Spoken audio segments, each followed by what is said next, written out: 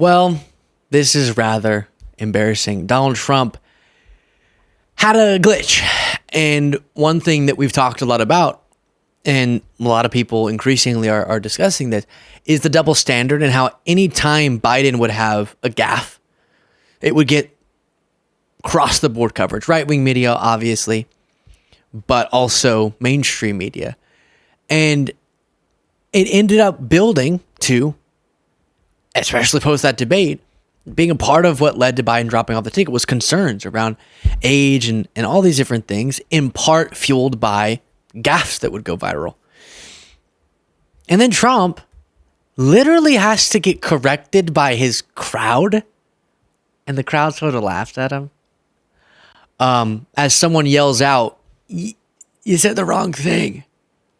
So I'll play that. Then we'll get into a different thing the crowd was yelling and how dangerous and disturbing it is. So that in a second, but this is an interesting little quick moment. As you're watching, please do remember to click the subscribe button, as we're hoping to do something crazy. They said it couldn't be done. Get to 1 million subscribers, and you can help us do that if you're not subscribed by clicking that subscribe button for free and very easily. Here's Trump.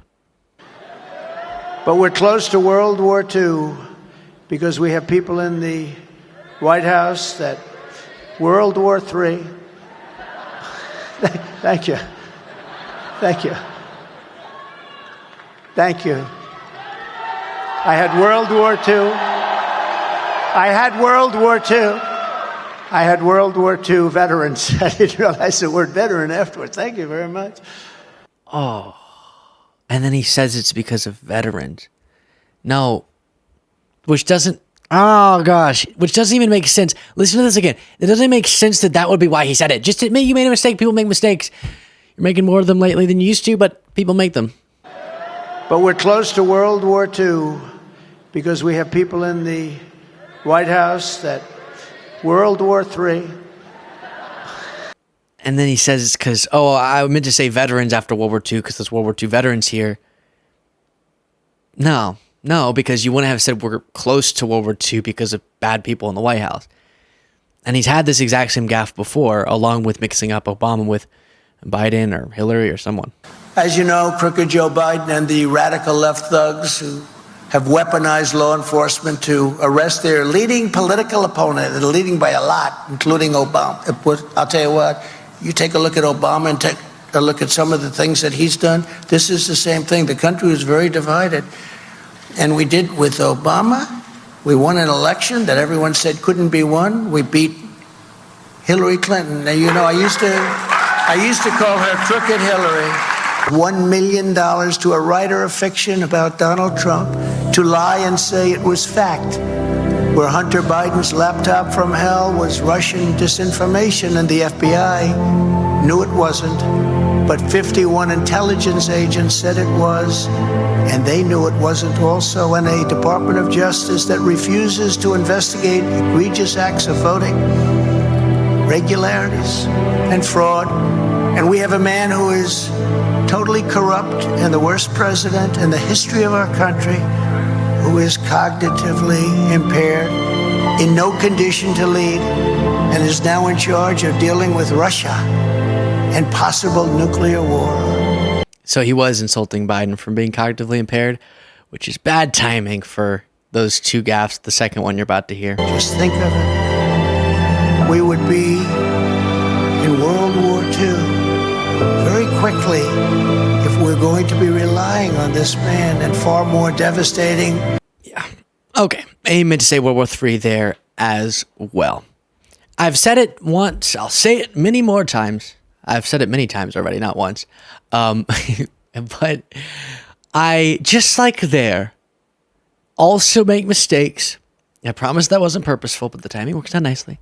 And then correct them, and all of you have mercy. And you are gracious.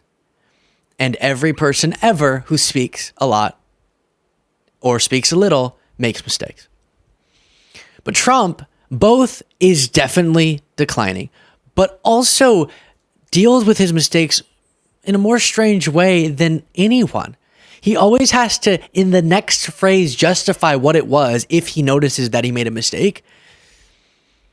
where he goes, "We're leading everyone in the polls, including Obama." But you take a look at Obama, and whenever he was president, very divisive. He did the same thing. No, just go Obama. I mean Biden. Obviously, sorry, I got Obama on the brain because he lives rent free in here. Because I wish I were him. Maybe don't say those last parts. But then, similarly, there he blames it on the veterans. Don't blame it on the veterans in your crowd. Just go. Oh, I meant World War III, 2 and 3. I see how those could pop out. But it always is this narcissism. You can't admit you made a mistake. Then here, the other time his crowd got shouting. One time they were helping him out shouting, World War III is what you meant.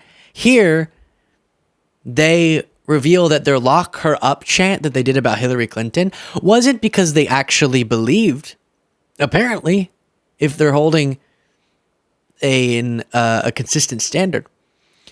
It wasn't because they actually believed she was engaged in criminality. It's because they believed that she was Trump's political opponent.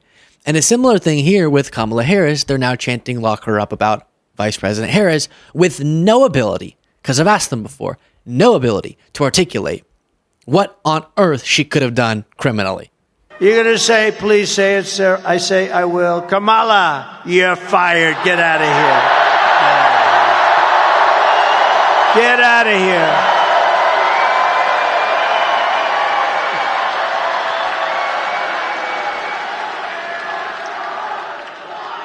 Yeah. No.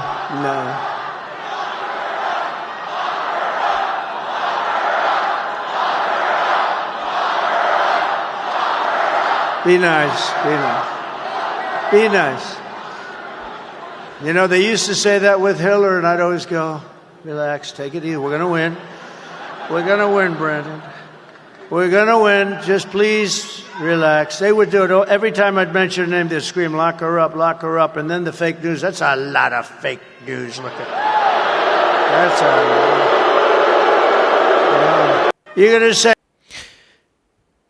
By the way, he does that every time. And then the fake news. Oh my gosh, there's so much fake news there right where my eye line already was, but I'm only realizing it now. Kind of gets irritating to watch this many.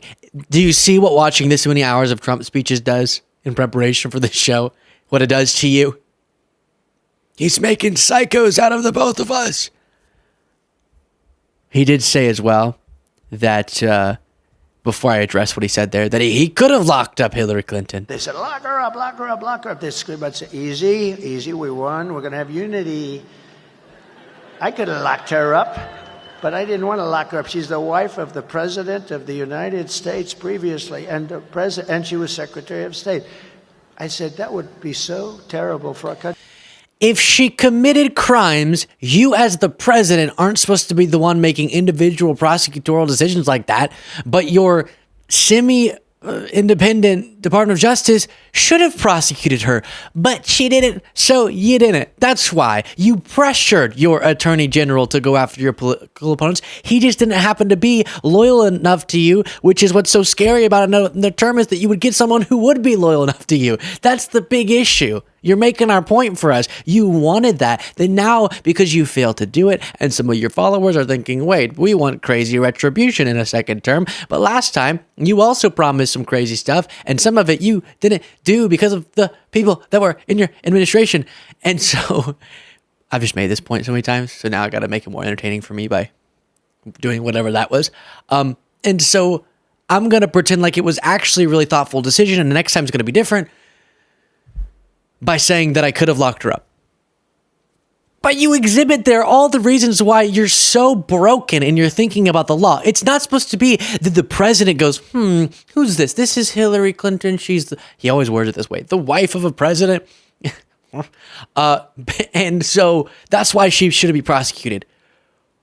What? No. And then he says, you can't prosecute a presidential candidate. You can't if they committed crimes. That's what we're saying. Law and order. I thought that was y'all's slogan. Oh, no. Then he lies and says, and the crowd would go, lock her up. And I would go, be nice. No, every time. Not true. He would go, yeah, lock them all up. We've played the clips before. She should be locked up. And of course, on the debate stage, saying, you would be in jail if I were president.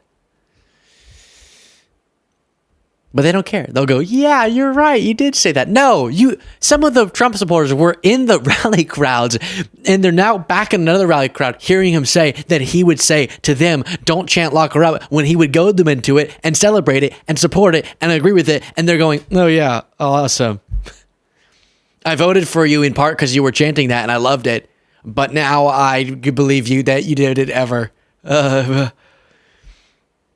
Hey, you know how Mike Johnson and Mitch McConnell have come out to boldly proclaim it is dangerous, it is provocative, it is un-American for Trump to be described by Vice President Kamala Harris as a fascist? Mitch, Mike. But she's a fascist, okay? She's a fascist. Are you going to speak out against that? No. Because you don't have principles. You don't have consistency. You don't care if you've taken the spine out of your body, bended it into like a balloon animal, like a clown, and then thrown it in a trash can and then burned the trash can. You don't have a spine is the point, okay? And so you're not going to call out Trump for that and not be consistent at all. Let me know what you thought in the comments.